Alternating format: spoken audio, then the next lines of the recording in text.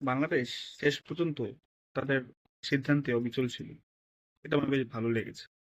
And তারা তাদের খেলোয়াড় মুস্তাফিজুর রহমানের পাশে ছিল। অ্যান্ড পাকিস্তানও বাংলাদেশের সঙ্গে ছিল বা তাদের সাথে সমমত পোষণ করেছে।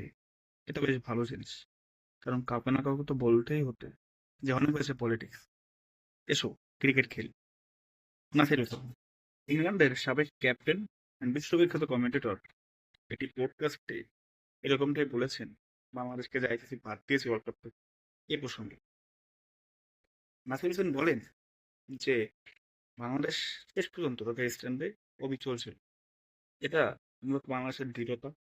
বাংলাদেশ যে কথা যেটা বলে সেটা থেকে সরে না, এটারই বহিঃপ্রকাশ। মানে একজন খেলোয়াড়ের জন্য একটি দেশ বা একটি ক্রিকেট বোর্ড যে আত্মত্যাগ করেছে, একটি বিশ্বকাপই তো আমরা যোগ্যতা থাকা সত্ত্বেও বাদ দিল আইসিসি, তারপর আমরা তোয়াক্কা করিনি।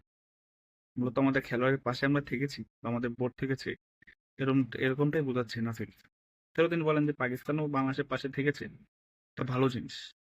যেহেতু অন্যায় প্রতিবাদ করেছে, আইসিসি যে টোটাল 16টা বোর্ড অফ ডিরেক্টরের ভোট ছিল, তার মধ্যে বাংলাদেশ আর পাকিস্তান, বাংলাদেশ থেকে 2টা ভোট পেয়েছে। আর 14টা যারা ছিল তারা তো সব হিজড়া।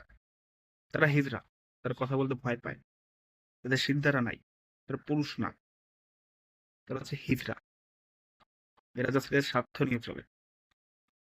বিসিসিআই এর দিচ্ছে টাকা। ভারত, বিশেষ করে এই অস্ট্রেলিয়া ইংল্যান্ডের তো মেরুদণ্ডই নেই। এটা হচ্ছে হিজড়া। এরা এদের স্বার্থের জন্য সবকিছু করতে পারে। আমরা তো জানি যে ইউরোপিয়ানরা বা সাদা চামড়া লোকরা কিন্তু স্বার্থের স্বার্থ ছাড়া এক পাও নড়ে না। তো এরা তো চুপ থাকবেই। কারণ থ্রি, বেবিক থ্রি, এদের অধীনে সবাই। আর এশিয়ার যে শ্রীলঙ্কা, আফগানিস্তান তো জানেনি, ইন্ডিয়া হচ্ছে ওদের প্রভু। আর শ্রীলঙ্কা, এরা আসলে একটা ভদ্র জাতি, তো কোনো ঝামেলা যেতে চায় না মূলত। ওই যে সই মাছ নাকি গায়ে না লাগে কাদা, এটা প্রবাদ আছে না, এরকম।